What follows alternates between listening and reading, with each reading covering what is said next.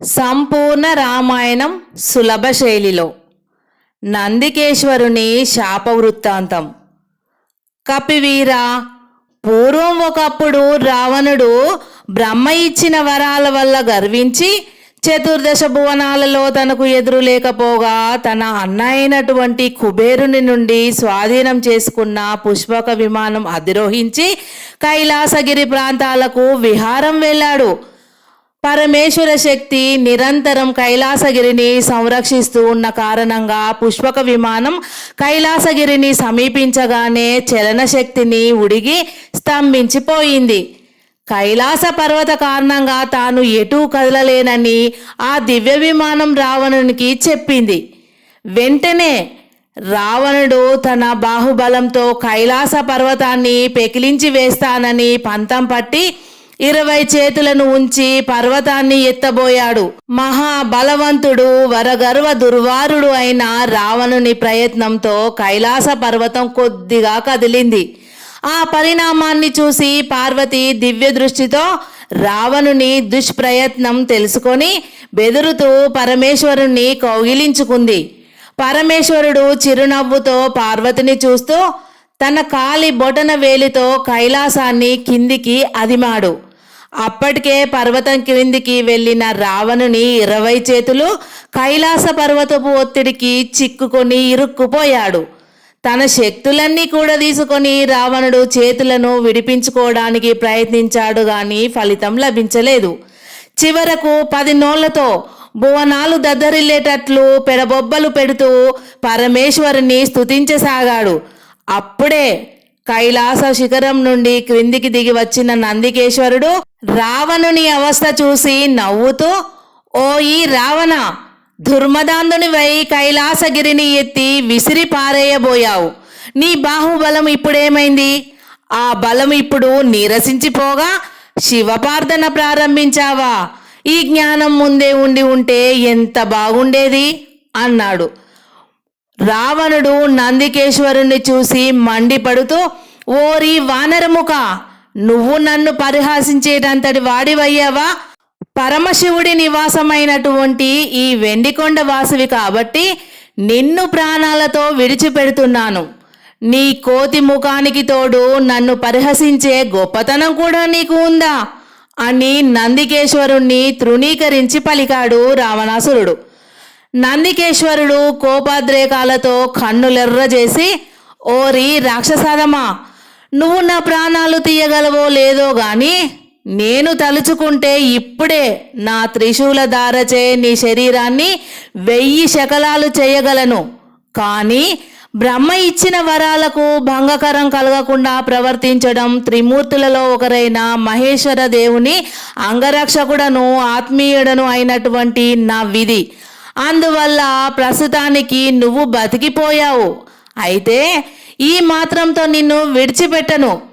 ఏ వానర ముఖాన్ని చూసి నువ్వు అపహాస్యం చేశావో ఆ వానర ముఖులు కోటాను కోట్ల మంది వచ్చి నీ లంకను నామరూపాలు లేకుండా ధ్వంసం చేయుదురుగాక, నీ రాక్షస సేనలన్నింటినీ నిర్మూలించెదరుగాక అని రావణాసురుణ్ణి భయంకరంగా శపించి అక్కడి నుండి వెళ్ళిపోయాడు నందికేశ్వరుడు.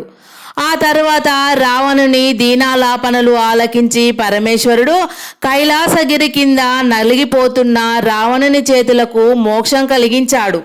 ఇది రావణాసురునికి నందికేశ్వరుని వల్ల ఏర్పడిన శాప వృత్తాంతం. అంతేకాక రావణునికి ఏర్పడిన శాపాలన్నీ కూడా ఈ సమయంలో ఒక్కసారిగా చుట్టుకోబోతున్నాయి. లంకిని, రావణునికి ఇంకా ఏ శాపాలు ఉన్నాయి, వాటిని కూడా వివరించు అని అడిగాడు హనుమంతుడు కుతూహలంతో. లంకిని ఇలా చెప్పసాగింది. పూర్వం రావణుడు కుబేరుణ్ణి పారద్రోలి లంకారాజ్యం ఆక్రమించుకున్న తర్వాత పుష్పక విమానం ఎక్కి తన ఇష్టం వచ్చినట్లు ఇష్టం వచ్చిన చోట విహరిస్తూ ఉండేవాడు. ఆ పుష్పక విమానం కామరూపం కామగమనం కలది కావడం వల్ల రావణుడు త్రుటిలో తను కోరుకున్న ప్రదేశాలకు వెళుతూ ఉండేవాడు. ఒకనాడు రావణాసురుడు పుష్పకారుడై భూలోకంలో ఒక మనోహరమైన వనవాటికలో పయనిస్తుండగా అక్కడ వేదవతి అనే మహా తేజస్సంపన్నురాలైనటువంటి ఒక కన్య మహావిష్ణువును గురించి తపస్సు చేస్తూ కనిపించింది. అద్వితీయమైనటువంటి సౌందర్య శోభలతో పరిమళిస్తూ ప్రకాశిస్తున్న ఆ అందాల బాలను చూడగానే సహజ కామాంధుడైన రావణుని మనసులో మరులు చెలరేగాయి. అతడు వెంటనే ఆ కన్యకామణి దగ్గరికి వెళ్ళి తన నీచమైనటువంటి కాంక్షను వెల్లడించాడు. ఆ యువతి కన్నులు తెరిచి ప్రశాంత దృష్టిలతో రావణుని చూస్తూ, రాక్షస నాయక, నేనెవరైనది తెలియక దుడుకుతనంతో నీ నీచ కాంక్షను నా దగ్గర వెల్లడించావు. నా మనోవాక్కర్మలందు సర్వాంతర్యామి అయిన శ్రీ మహావిష్ణువే నిండి ఉన్నాడు. నేను ఆ దేవదేవుణ్ణి పతిగా పొందగోరి తపస్సు చేస్తున్నాను. నా దగ్గర నీ ప్రయత్నము ఫలించదు. ఇక్కడి నుంచి వెళ్ళిపో అని సౌమ్యంగా చెప్పింది. అందుకు కోపించి బాలామణి, లోకాలన్నింటికీ ప్రస్తుతం నేనే విభుడను. నా ఆజ్ఞకు పంచభూతాలు కూడా కట్టుబడి ఉండగా సామాన్య మానవ కన్యవైన నువ్వు తిరస్కరిస్తావా? తిరస్కరించిన నేను తాలిమి వహించి నిన్ను విడుస్తానని అనుకున్నావా? ఇంతకుముందు ఎంతో మందిని ఇలాగే అడిగి వాళ్ళు ఒప్పుకోకపోగా బలాత్కారంగా ఆ సుందరాంగులతో సురత సుఖాలు అనుభవించాను.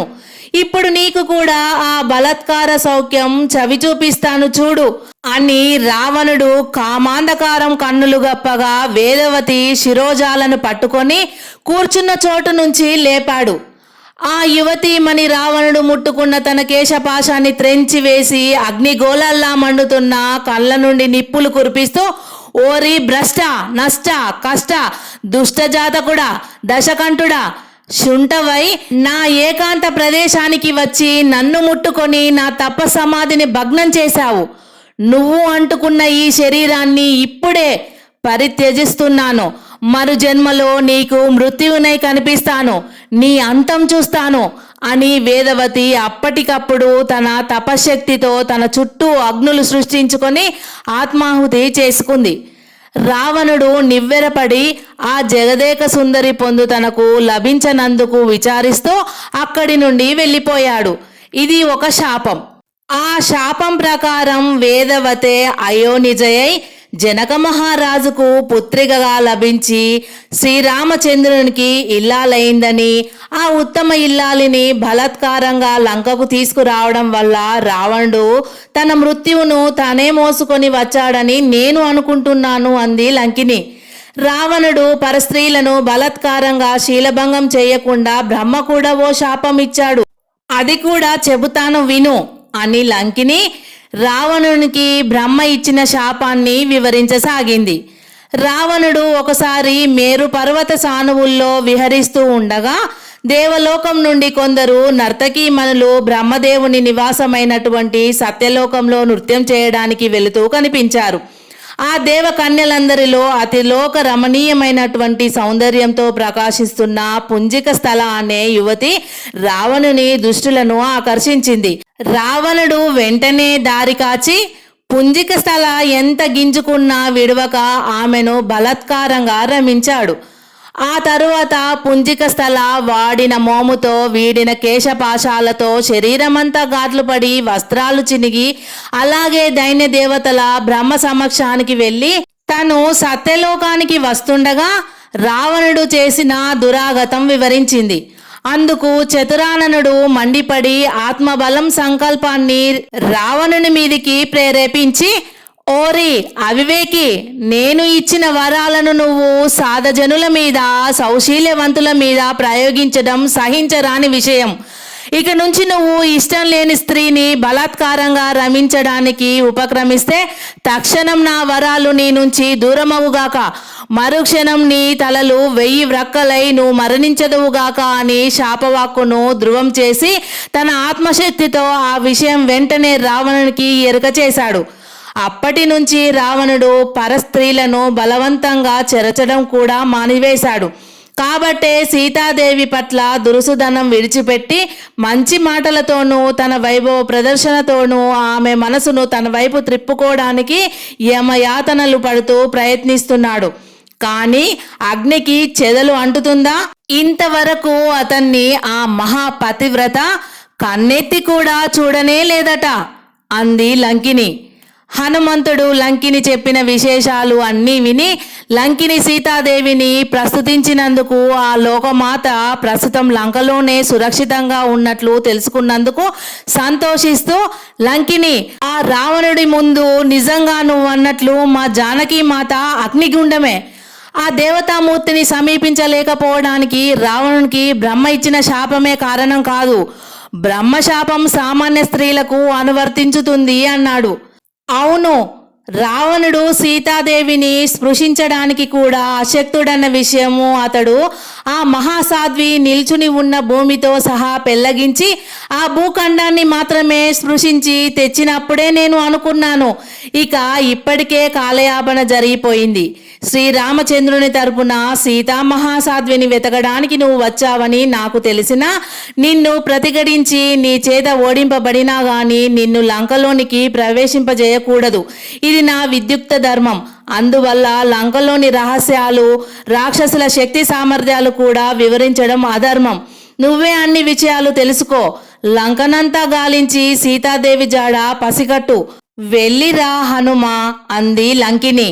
హనుమంతుడు లంకిని వీడుకొని తన ఉనికి వెంటనే రాక్షసులు తెలుసుకోవడం మంచిది కాదని భావించి సూక్ష్మరూపి అయి లంకా నగరపు ఉత్తర ద్వారం నుండి పట్టణంలోకి ప్రవేశించాడు హనుమంతుడు.